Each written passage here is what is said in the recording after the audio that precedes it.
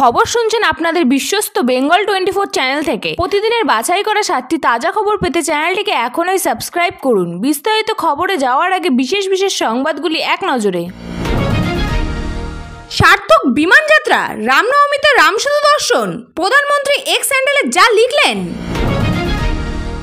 3 মাসও কাটল না, নিজের দেশে গণবিক্ষোভের মুখে ট্রাম্প, নেপথ্যে কলকাঠি নাড়ল কে?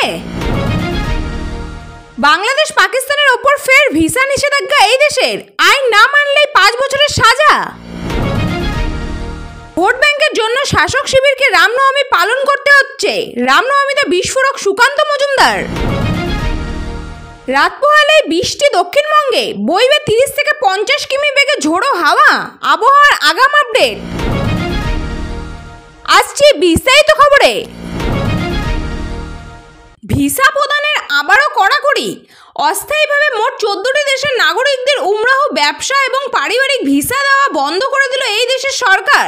উল্লেখযোগ্যভাবে এই 14টি দেশের মধ্যে অন্যতম বাংলাদেশ এবং পাকিস্তান। অন্তত জুন মাস পর্যন্ত ভিসা প্রদান স্থগিত থাকবে বলে জানা গিয়েছে কূটনৈতিক সূত্রে। কিন্তু হঠাৎ ভিসা নিয়ে কেন এমন কড়াকড়ি? জানিয়ে রাখি, মোট 14টি দেশের প্রতি অস্থায়ীভাবে ভিসা প্রদানের নিষেধাজ্ঞা জারি করেছে সৌদি আরব। এই দেশগুলির তালিকায় রয়েছে বাংলাদেশ, পাকিস্তান, মিশর, Indonesia, Iraq, Nigeria, Jordan, Algeria, Ethiopia, Sudan, Yemen, Tunisia এবং ভারতও। কূটনৈতিক সূত্রে খবর, হজ মরমুজকে কেন্দ্র করেই ভিসা প্রদানের সাময়িক নিষেধাজ্ঞা জারি করা হয়েছে। কূটনৈতিক সূত্রের তরফের খবর, আগামী জুন মাসের মাঝামাঝি পর্যন্ত বজায় থাকবে এই নিষেধাজ্ঞা। এর আগে হজ মরসুমে বিভিন্ন দেশ থেকে বহু মানুষ একাধিকবার প্রবেশযোগ্য ভিসা নিয়ে সৌদি আরবে এসে অবৈধভাবে হজে অংশ নেন। এর জেরে একে তো অতিরিক্ত ভিড়ের সমস্যা দেখা দেয়, উপরন্তু নিরাপত্তাজনিতও বড় সমস্যা দেখা দেয় প্রতিবার। শুধু তাই নয়, ব্যবসা এবং পারিবারিক ভিসার সাহায্যে অনেকে সৌদি আরবে অনুমোদিতভাবে কাজ করতে থাকেন। এই দেশের শ্রমনীতিতে বড় প্রভাব পড়ে।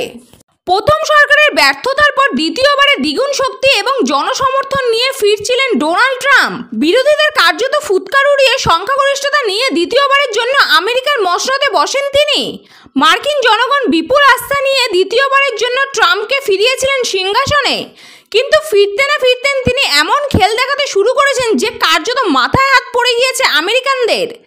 সরকারের 3 মাস পূর্ণ হওয়ার আগেই নিজের দেশে বিক্ষোভের মুখে পড়লেন ডোনাল্ড ট্রাম্প।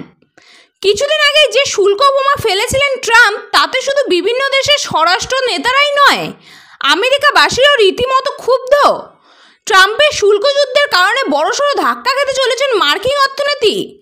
একগুচ্ছ দেশে শুল্কের হারে রদবদল ঘটিয়েছেন মার্কিন প্রেসিডেন্ট। বেশ কিছু দেশে শুল্কের হার বেড়েছে, এমনকি জনবসতিহীন পেঙ্গুইনদের এলাকাও ছাড় পায়নি। এই নিয়ে ইতিমধ্যে বিশ্বের একটা বড় অংশে পড়ে গিয়েছে শোরগোল। বিক্ষোভ পুঞ্জীভূত হয়েছে আমেরিকার অন্দরেও, যা বিস্ফোরণ হলো শনিবার। এদিন প্রায় 10,000-এরও বেশি মানুষ ট্রাম্পের বিরুদ্ধে প্রতিবাদে পথে নামেন। শ্রীলঙ্কা সফর সেরে দেশে ফিরছিলেন প্রধানমন্ত্রী নরেন্দ্র মোদী। ফিরতি পথে বিমানে বসেই প্রধানমন্ত্রী চাক্ষুষ করলেন রামসেতুর আবর্ণনীয় সৌন্দর্য। রামসেতু দর্শন রীতিমতো আবেগাপ্লুত করে তুলল প্রধানমন্ত্রীকে। সে কথা আবার নিজের এক্স হ্যান্ডেলে অনুরাগীদের সাথে ভাগ করে নিলেন মোদী। রামসেতু দর্শন করে ধন্য হলাম, সোশ্যাল মিডিয়ায় এমনভাবে নিজের অনুভূতি প্রকাশ করলেন প্রধানমন্ত্রী। কিছুদিন আগে বিমস্টেক শীর্ষ সম্মেলনে যোগ দিতে থাইল্যান্ডে উড়ে গিয়েছিলেন প্রধানমন্ত্রী নরেন্দ্র মোদী। সম্মেলন শেষে ফিরতি পথে ঝটিকা সফরে শ্রীলঙ্কায় যান প্রধানমন্ত্রী।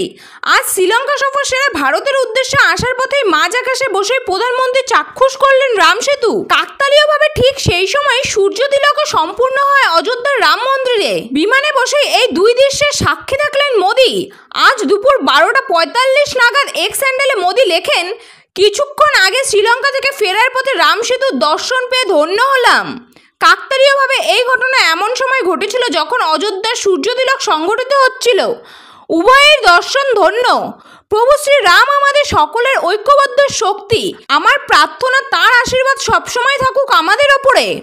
চৈত্রের গরমে নাজেহাল দক্ষিণবাসী। 8 দিন পরেই আছে, যদিও এর মধ্যে টানা 4 দিন বৃষ্টির পূর্বাভাস জারি করেছে আবহাওয়া দপ্তর। তবে বৃষ্টি হলেও কি মিলবে স্বস্তি? উত্তরটা হলো না। আলিপুর আবহাওয়া বলেছে, একদিকে উত্তর পশ্চিম দিক থেকে আসা শুষ্ক গরম হাওয়া, অন্যদিকে সাগরের জলীয় বাষ্প, সব মিলিয়ে অস্বস্তি কমার চান্স নেই। আগামীকাল সোমবার থেকে কলকাতা সহ দক্ষিণবঙ্গের সমস্ত জেলাতেই বৃষ্টি শুরু হবে, তবে হালকা থেকে মাঝারি বৃষ্টিপাত হতে পারে। দোসর হবে 30 থেকে 50 কিলোমিটার বেগে ঝোড়ো হাওয়া। শুক্রবার পর্যন্ত টানা বৃষ্টির সম্ভাবনা রয়েছে, শিলাবৃষ্টির সম্ভাবনাও রয়েছে। বিকাল ও সন্ধ্যার দিকে ঝড়ো বৃষ্টির দাপট বাড়বে দক্ষিণবঙ্গে। শনিবার থেকে ফের পরিস্থিতি বদলাবে। আবহাওয়া দপ্তর জানাচ্ছে, বর্তমানে দেশ জুড়ে সক্রিয় রয়েছে 5টি ঘূর্ণিঝড়, যার জেরে দেশের বিভিন্ন জায়গায় পাশাপাশি ঝড় বৃষ্টি হবে বাংলাতেও। আগামীকাল কলকাতার পার্শ্ববর্তী অঞ্চলের সর্বোচ্চ তাপমাত্রা 37 থেকে 38 ডিগ্রি ও সর্বনিম্ন তাপমাত্রা 26 ডিগ্রি সেলসিয়াসের আশেপাশে থাকতে পারে। আবহাওয়া দপ্তর সূত্রে খবর, নতুন সপ্তাহে কালবৈশাখী ঝড়ের পূর্বাভাস রয়েছে পশ্চিমের কিছু জেলায়। সোমে হাওড়া, হুগলি ও পূর্ব ও পশ্চিম মেদিনীপুর, বীরভূম, বাঁকুড়া, পুরুলিয়া ও ঝাড়গ্রাম সহ দক্ষিণবঙ্গের প্রায় সব জেলাতেই বৃষ্টির সম্ভাবনা। ভিজবে কলকাতাও, বিক্ষিপ্ত বৃষ্টির পূর্বাভাস জারি, সতর্কতা নেই কোথাও। কাল রামনবমী ছিল। রবিবার সকাল থেকে রাজ্যের নানান প্রান্তে মিছিল বেরিয়েছে। সাধারণ মানুষের সঙ্গে মিছিলে হেঁটেছেন রাজ্যের একাধিক নেতা, সংসদ, বিধায়ক। হাওড়ার অঞ্জনীপুত্র সেনার মিছিলে যোগ দেন বিজেপির রাজ্য সভাপতি তথা বালুরঘাটের পদ্ম সংসদ সুকান্ত মজুমদার। সেখান থেকে রাজ্যের শাসক দলকে এক হাত নেন তিনি। কলকাতা হাইকোর্টের তরফ থেকে নির্দেশ দেওয়া হয়েছিল ধাতব অস্ত্র ছাড়া রামনবমীর মিছিল করতে হবে। সেই মতো এদিন অঞ্জনীপুত্র সেনা শোভাযাত্রার আয়োজন করে। সেই মিছিলে যোগ দেন বিজেপির রাজ্য সভাপতি। তিনি বলেন, গতবার যারা পাথর মেরেছিল, এবার তাদের বুকের উপর দিয়ে হেঁটে আমরা রামনবমী করেছি।